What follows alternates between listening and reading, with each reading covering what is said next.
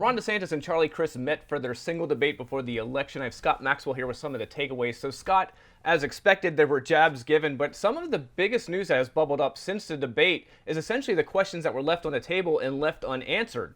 Yeah, I think you can actually make an argument that both guys got what they wanted out of this debate. As you mentioned, if there was a takeaway, there were two things that Charlie Crist and the moderator, to a lesser extent, tried to ask of Ron DeSantis. One, Ron DeSantis has said he wants further restrictions on abortion. He absolutely did not answer what kind of further restrictions. And I should say that the moderating, in my estimation, was pretty sloppy. She didn't demand answers, and she lost control of the crowd pretty early on. But if there was sort of a single takeaway moment, it was silence. It was about 10 seconds of silence where Charlie Crist turned to Ron DeSantis and said, will you basically pledge to the people of Florida that if you're reelected, you will serve all 4 terms? And I think we have a clip of what that looked like.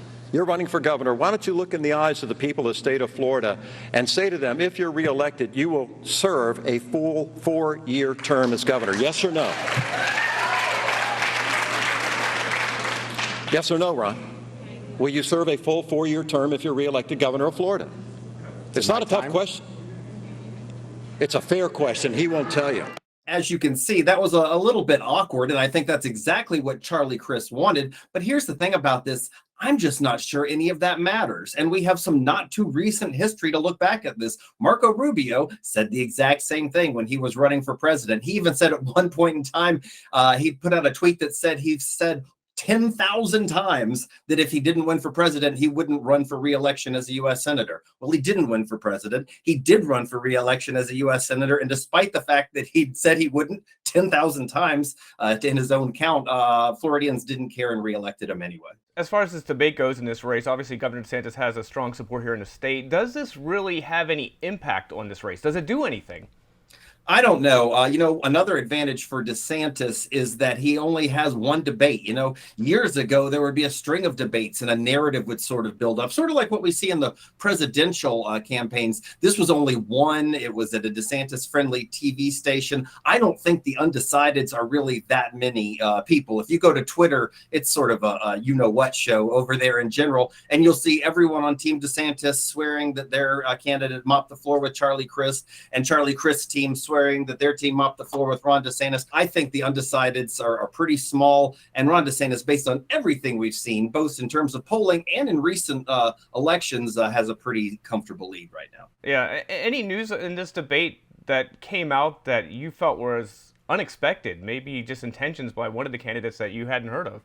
Absolutely. And frankly, that's a testament to how we get caught up in the politics rather than the policy. Near the end, when the candidates were asked about the Parkland verdict of that shooting, Ron DeSantis said he wanted to go back to the days where Florida does not require a unanimous verdict from juries to sentence someone to death. When you murder in cold blood 17 innocent people, there's no other punishment that meets the gravity of that crime. And to have one juror hold out on that was a travesty. So yes, I'm going to ask the Florida legislature to amend that statute so that one juror doesn't have veto power over appropriate punishment. That's a big deal. And frankly, it's an extreme view. Florida was one of the last states, I think one of the last 2 states to require unanimous verdicts. I think most people think that's the way the world works. If you've ever watched Law and Order, you need a unanimous jury. Florida is one of a very few states that did not require a unanimous verdict for death penalty. And last night, Ron DeSantis said that he wanted to go back. He didn't get into too much specifics, but he wanted to undo that in some way. And really, I think you've seen very little news coverage about that. You mentioned this before about the rowdy crowd and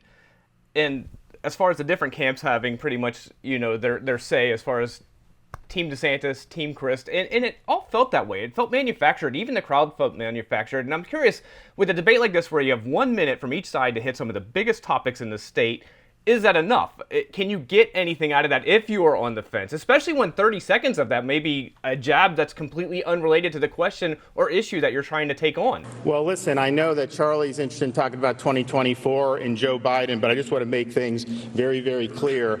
The only worn-out old donkey I'm looking to put out to pasture is Charlie Crist. Yeah, well, Ron, we know you love to bully people, and the little name-calling you just exchanged, I can take it. But you shouldn't do it when children are standing behind you at a press conference and they're wearing a mask and giving hell. I do not think it is very substantial. And it was, as you mentioned, as I mentioned, a sloppy debate. The moderator did not have control of the crowd. I would argue, a lot of people argue, if you want to do a debate and that really counts for something, don't have an audience. Who cares about catcalls on either side? And there were some serious issues that were left on the table undiscussed. I mean, I could just take one issue of disabled families in this state. There is a years-long waiting list. The average family waits something like 7 years to get services. Nobody asked anything about that. Instead, there was questions about gender surgery, which affects a fraction of 1% of families, sort of those culture wars. So I think that's an argument for why you'd theoretically like to have more debates and to not have an audience there when you're doing them.